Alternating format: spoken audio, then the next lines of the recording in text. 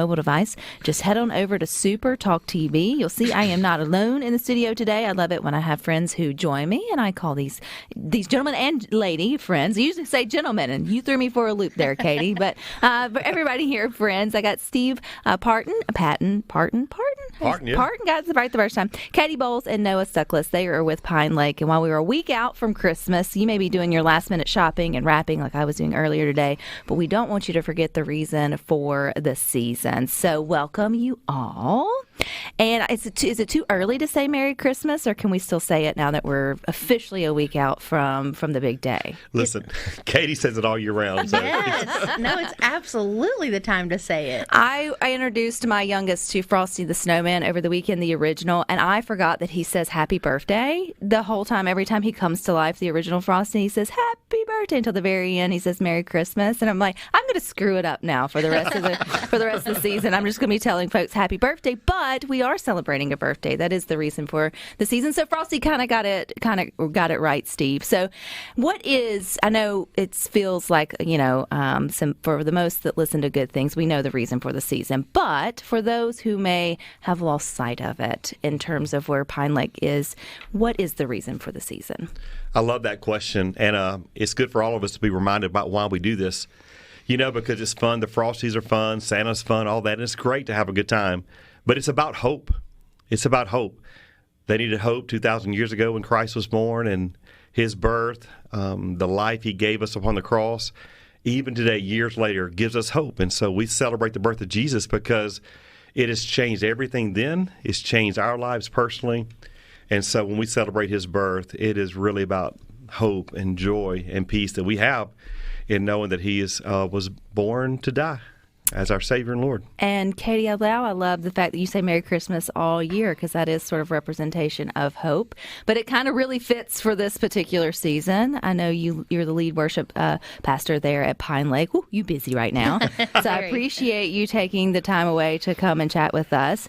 But from your perspective, this time of year, especially for our church, our community churches, or the ones that are spread throughout the state like Pinelake is, what are you hoping to sort of, I guess, remind people of or bring people back to their center during this time of year? Yeah, I love what Steve just shared. A lot of times people will follow if you're in more of a liturgical church, you'll follow the Advent calendar, with all those things he mentioned, hope and peace and love. Each week has something different.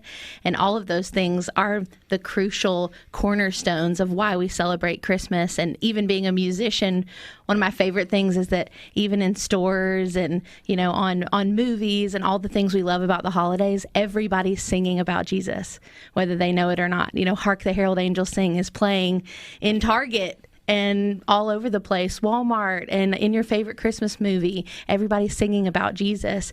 And we know what that means and the significance of that. But for the person who's just bogged down with the busyness of the season and hasn't really taken the chance to stop and remember, it's those things. It's the hope of the season that lasts far beyond December 25th. It lasts, into January, into the new year when we're making resolutions and new plans. And it lasts when hard things come, because that's promised. That'll happen. And it's the hope we have with Jesus at all times, not just in this season. And I know you help a lot with the student ministry, particularly with the youth. And man, that's almost the toughest crowd to get them, and not to celebrate Jesus' birthday because they love a celebration. But just my 4-year-old and my 11-year-old making their list to Santa. We've commercialized it to the point that kids really connect Christmas with gifts. And we don't want them to miss out on the ultimate gift that we got for Christmas. So how do you help families, or you guys there at Pinelake, really keep kids centered during this time of year? I think a lot of it comes down to simplicity.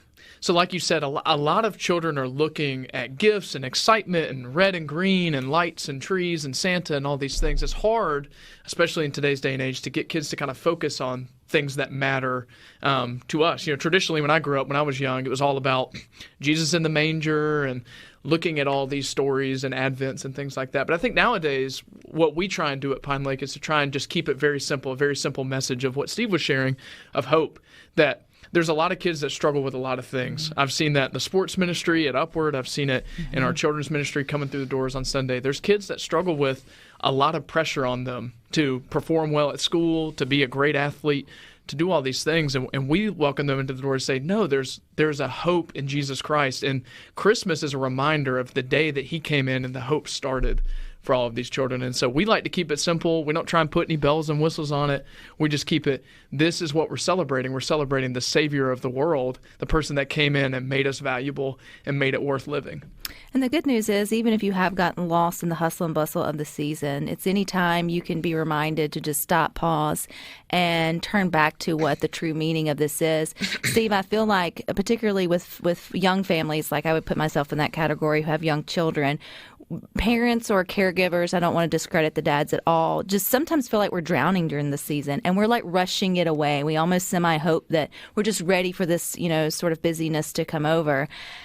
How give us permission to I guess say no to things, or to recognize that we're not going to screw things up for our kids later on. I know you have older children. If we don't buy into all the hustle and the bustle that this particular last week may be throwing at us. I love the idea of simplicity that Noah shared about, because it's hard to protect that during Christmas. And my sons, you're right, I'm old. I didn't say that. You have older children. Oh, he's old, Rebecca. But my oldest son is 28, and now he has 3 little girls. Sick. My middle son, Noah's 24, and he has a little boy. And my youngest son, Saul, just got married, no kids yet. Has a puppy. Has a puppy, and that's enough. But it's easy to fall into that. It's a trap. It is. And I'm learning now that the most valuable things my sons have remembered and valued were not the toys, maybe not the trampoline or, the gifts, but it was the time that when my wife and I got it right and slowed down and gave them undivided attention, a little more grace, a little more patience, and just chose to be with them. That's really what they now, as young adults, look back and value the most. They remember the time that we spent as a family just doing simple things, whether it was the reading of Luke 2 at Christmas before we open up gifts, or if it was just a family dinner, or just time sitting around a little small bonfire, those things are what they remember. But as a young parent, it was hard to see the value in that, because culture calls you to run, keep up with each other, and do the latest things. And I think the simplicity of it all is just stop. Remember personally what this season's all about, and how to give love to your family and your kids the way that God has loved you. And he pursued us. He's very patient with us, and he was relentless with his love. And I think we can do those things if we just choose to reject the rat race and just to simply be there, really be there with our kids. That's what's going to last. I've seen this whole sort of wave, too, of like a lot of, particularly mom friends, I'm painting with broad brush, saying no to the Christmas card. And that is absolutely no disrespect to anyone who rushed to have the perfect Christmas card ready and out for the mail. But I've never done them because I just am not that organized ever. And so I've always just been like, yes, finally we revolted against something, that I feel like poor, at least moms, feel like such stress over to get. And again, if it brings you joy and causes you no anxiety, I love them, I hang them up, but I'm also okay if you want to skip that this year. And I think that's part of it, skipping the things that don't matter and not skipping out on the things that do. And Katie, it's so cool to me because one of the memories that we all have, and we've talked here on Good Things, are our favorite songs connected to Christmas. And I feel like those come with you, especially those spiritual ones, those ones you hear in church. Is it daunting this time of year to feel like you don't have a lot of wiggle room in what you can play, or is it like, I'm gonna give the folks what they want to hear? Yeah, I don't find it as daunting to not have any wiggle room. I find it more daunting that there are so many options. I love all the Christmas music, and so it's harder for me to choose to narrow down which ones. But for our Christmas services, and particularly this weekend for Christmas Eve, we're going to do it really traditional. The songs that everybody wants to hear, the Christmas carols that you remember from growing up. So those are my favorites. And you'll have several services and opportunities to get in church or watch watch online. And we've got more with the Pine Lake Gang coming up next. But don't forget, we're streaming live over at supertalk.fm. We're also streaming from the SuperTalk Mississippi app. Of course, you can always find us, too, on your local SuperTalk Mississippi radio station. And you can find a Pine Lake near you, pretty much. If not, you can find one online. We're keeping the reason for the season in focus today as we are a week out from Christmas Day. We have Steve Parten, who is with us, Katie Boles, and Noah Stuckless. They're all with Pine Lake Church. And remind me, Steve, of all the locations. Sure. We have our Brandon campus, Pine Lake Reservoir, off of Lakeland Drive in Flowood, and then Clinton campus, and then the Madison campus, and then Starkville and Oxford. In Oxford, or you can watch online. Or online. So no matter where you're at, you can chime in. Okay, Katie, as being the lead worship pastor there, you got a big weekend coming up. So you do have a big weekend, which I think music is just such a part of worshiping for Christmas, and it's something that we just all connect to. You were talking about your different services, with it being on Christmas Eve this year. I know last year was Christmas Day, and it was just a big thing whether people had church or didn't have church. We have moved on from that. So it is traditional Christmas Eve services, but it just happens to fall on a Sunday. So what does that look like at Pine Lake? Yeah, sure. So we're doing 3 services on Sunday morning. So it'll be at 8 a.m., 9:30 a.m., or 11 a.m. And we've got plenty of seats for anybody who wants to come. So we'd love to invite anybody. So is it like lighting of the like what kind of, if we're coming with our family, what can we expect? Sure. So we don't do a traditional candle lighting, but we do, one thing we always do is communion. So that's one of the most significant parts of our Christmas Eve service. So we'll sing traditional carols. There'll be a Christmas teaching, and then we'll do communion together. And Steve, if people are nervous about communion, remind us what that is. Yeah, communion is one of 2 ordinances that are just so important to the Christian faith. And so, like baptism is a once in a lifetime moment once you receive Christ in relationship. But communion we do often, and it reminds us with gratefulness of the gift of Christ's life that has brought us salvation. And so we take time to be thankful and to remember his life and his death, and the giving of his body and his blood. And so that'll be a very special part of our services this Sunday, is to pause and say thank you for what you've done. No, a lot of family won't come because they don't want to bring their children because there's usually not childcare. But there's not childcare for a reason on most churches. I'm not sure if that'll be at Pine Lake. But still, how is it important to build those, memories and sort of to build those traditions with families? You guys welcome kids for a reason. Yes, we will have children's ministry on that day for 0 through 4th grade. Okay, yes. So we'll have... For the littles. Yep, the little ones all the way up to 4th grade. We will have programming specifically for them where you can come and drop them off. They can come into the kids' theater. We'll have a good time, wear some fun Santa hats, and share the story of Jesus and his birth. But if you don't want to send your kids off and you want to sit together as a family, we also encourage families to enter the auditorium. Like Katie said, there's plenty of seats for you and your little ones to come sit with us. There'll be some bags of like a little goodie bag for them if they can get a little distracted in the service. But we welcome all families and encourage all of them to come join us on Sunday. It will be awesome. Because Christmas Eve is one of those traditions. If you are a family that attends church, most remember. That's like that kicks off the whole sort of snowballing effect of whatever may be going on for the next 48 hours or so. Right.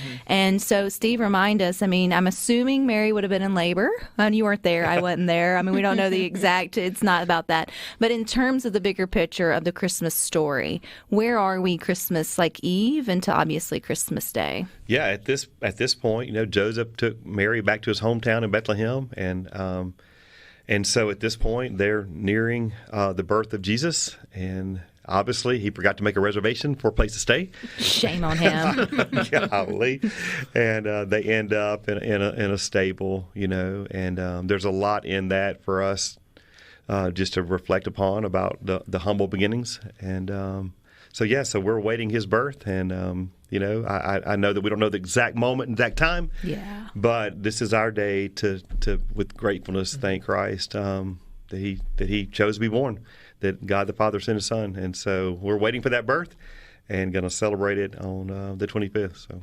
And Christmas Eve is one of those, for those who may have a home church, obviously, we want you to attend that one. And then we want you to invite somebody, because it feels like Christmas Eve, Noah, is a time where others who may not traditionally go will be more open to come, especially if they think there's going to be good music and not a whole lot of brimstone and fire.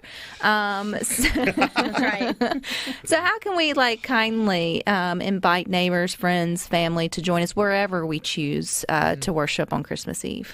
Well, I think the simplest way to do it is to just ask. I know we're all surrounded by people, for those out there that are believers and Christians like we are, we're around people all the time who don't go to church. And there's a lot of people, like you said, naturally, people are just going to show up on Christmas Eve because that's just what you do.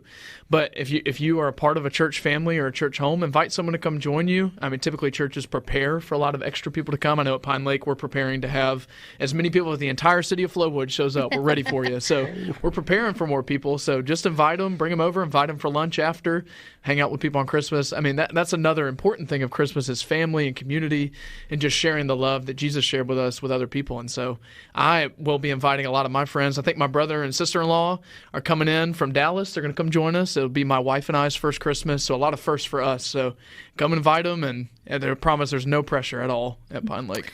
And I think especially those who don't know Christ are the ones who need the permission to let go of some of the stress that comes with the Christmas. I feel like those of us who do and kind of understand, we can have that anchor to come back to. But if you don't have that anchor, you really are sort of drowning in just everything commercialized around this time of year. Mm-hmm. And it can be a really sad time of year. And so bringing them in Christmas Eve can at least maybe give the opportunity of introducing them to that hope during a really sad time. How do y'all help families, Steve, during this time of year, even as followers? That doesn't immune us from having the winter blues or the holidays being hard, especially for it's a good first. It's your first with your wife. For some, it's the first without someone special or whatever. So how do you keep the hope during a hard time, during this supposed to be happy time? Yeah, I'm glad you brought that up because even maybe last Sunday's services, our pastor, Chip Henderson, taught, hey, this will be my first Christmas without my mother. It'll be my dad's first Christmas without his wife. And so, Rebecca, we're realizing that Pine Lake is made up of so many different people. And that's what we love about it. There's so many different stories. Some have been Sunday school perfect, and others, like some of us, it's just been a mess. Mm-hmm. And so we try to realize that Christmas is not always the winter wonderland for everybody. But there is hope for everybody. So no matter what your story is, come, you'll find something that you can relate to and lock into, and all of us are going to find that there's hope because we have to believe that even for Joseph and Mary, my word, there was a cow in the same stable that she gave birth to that couldn't have been without stress and without, just its challenges. And so we believe that that's just a picture for us to say that Christmas is tough for some people. But if you come, you'll be loved on, you'll be greeted, and you'll feel safe there. You won't feel like you stand out. You'll be with normal people that are trying to live a normal life, but let's do it as a family.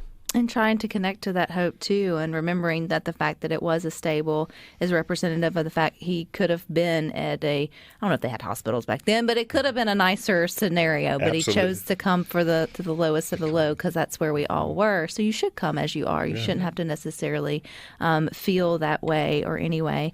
Katie, too, when you're thinking about your music choices, you can go either way. You can have super happy, Christmas, even in the church sort of scenario, or you can get those that make you cry. Or what? So how do you, when you know that there's going to be people with all types of things on their minds there in the sanctuary, how do you help make sure that you speak to all of them? Which I know you can't, but right. Yeah.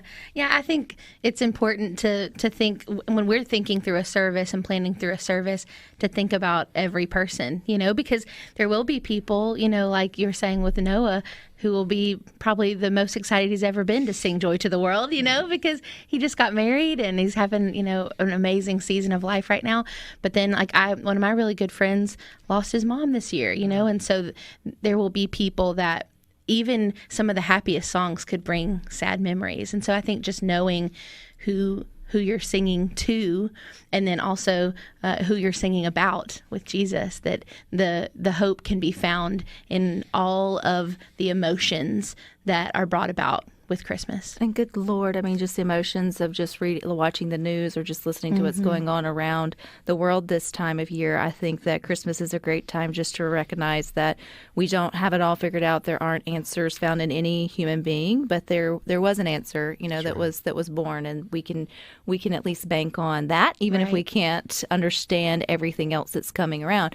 I think one of the I'm all about giving people permission to feel differently, and I think you don't have to be like happy this time of year. You can have permission just to feel sort of what you feel. But we want you to get connected even past Christmas Day. So I know there's a lot of ministries and other things available. We've got that and more to talk about coming up next. A year growing up is we'd always have a Christmas program, and there was always fight over who was going to be Mary. I got to be Mary one year. I have an ornament to prove it. I rode in my little wagon like a champ, holding the baby Jesus. And then who got to be the drummer boy?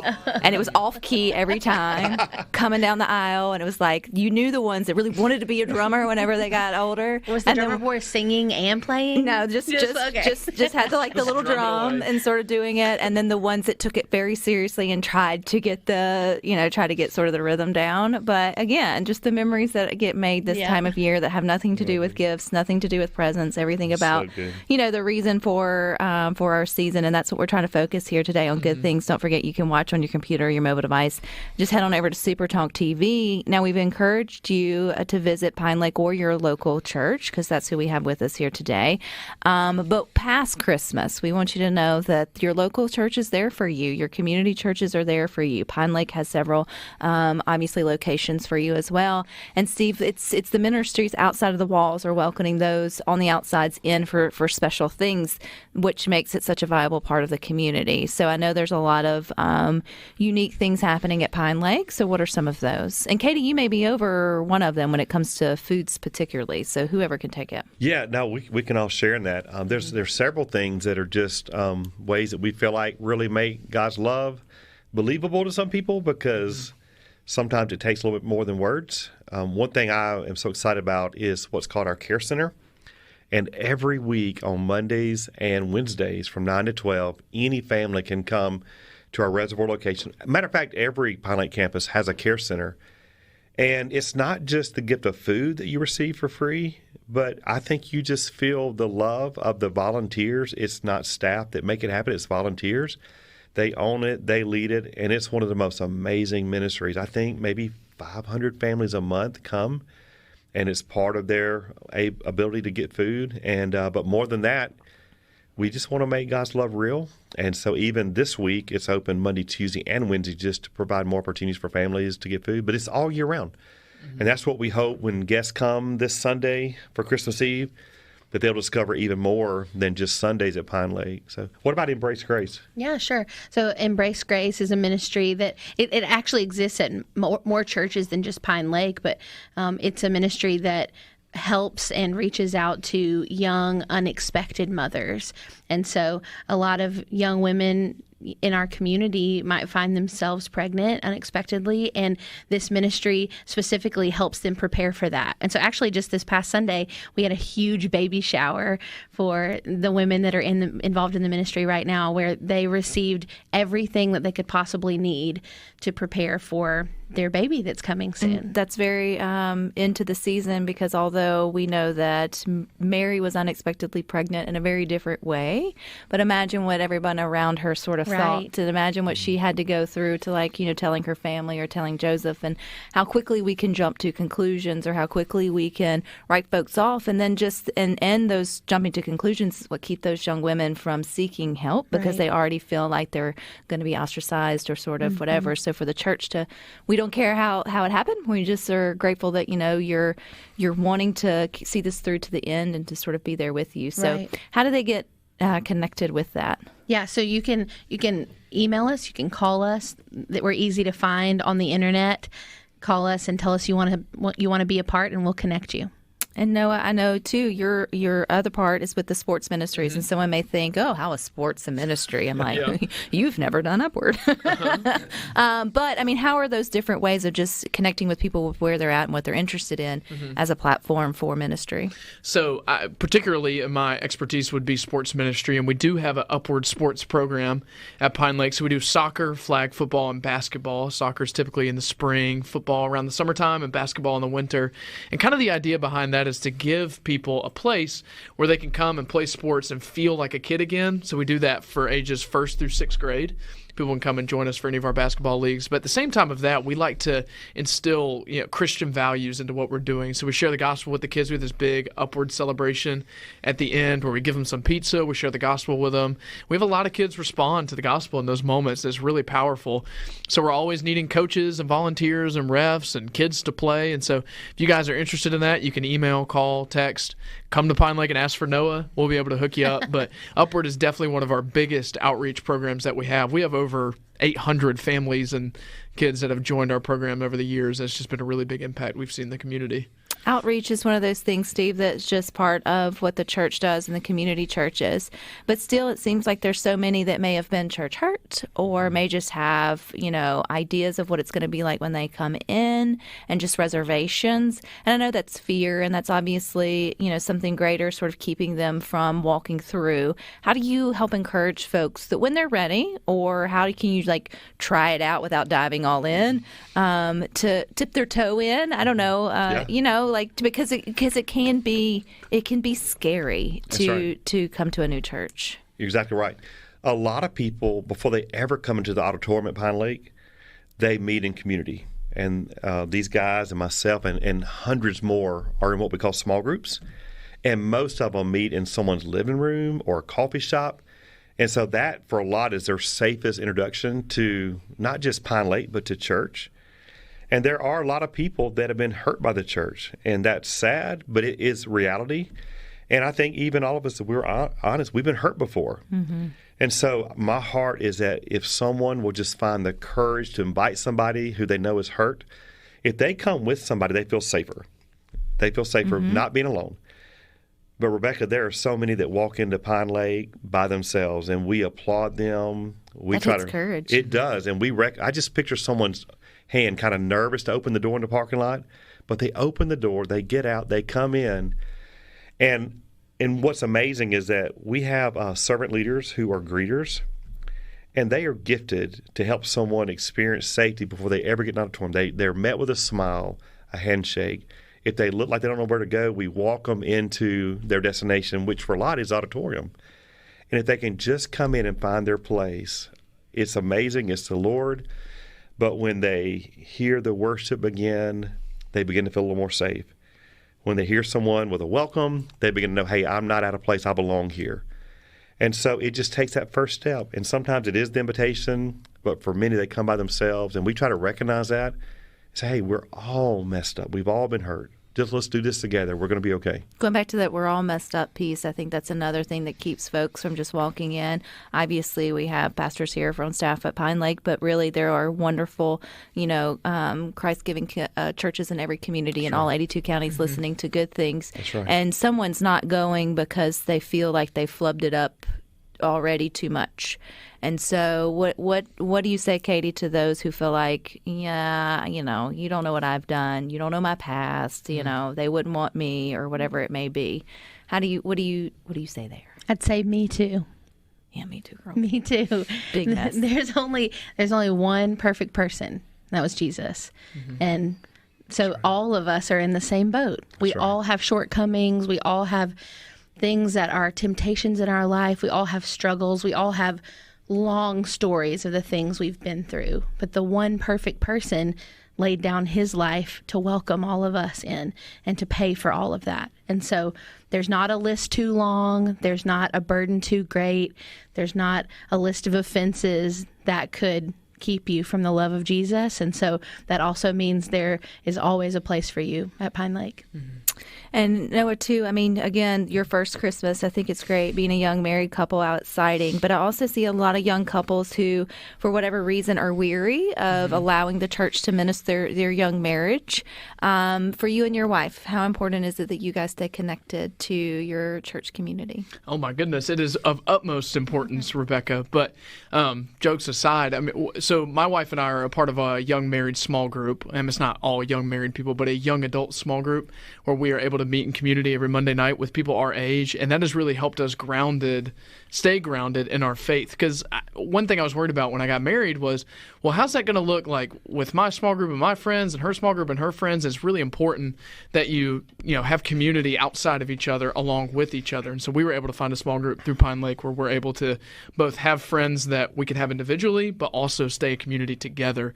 And as far as Christmas is concerned, we definitely wanted to start our own traditions of going to church together and being there on that Christmas Eve night, morning, whatever service we would go to, where we can be there just together and stay centered in our faith together. And again, this is our first time, so it may be crazy and hectic, but we're really excited for this first time. And then we'll be traveling to Georgia after that, so it's going to be pretty intense, but we're really excited about it. It's going to be intense, and we just hope that you've at least taken a big deep breath today, found a little hope and encouragement to maybe reconnect or reach out to a friend to get connected this Christmas Eve. Steve, where do we go for all the lineup, at least when it comes to Pinelake? Pinelake.org is our best place, and also the app. And so either of those two places will be all the information you need. But listen, call the front office, 601-829-4500. And Miss Helen is there. She's ready to greet you, answer the call. She'll point you in the right direction. She's so sweet. She's got you. Oh, so. yeah. But Well, our website's the best place. I appreciate you guys' time. Merry Christmas. Merry Christmas to you. Happy birthday. Happy as Frosty birthday. said to Jesus. All right, you guys Thank stick with you. us. We got more up next.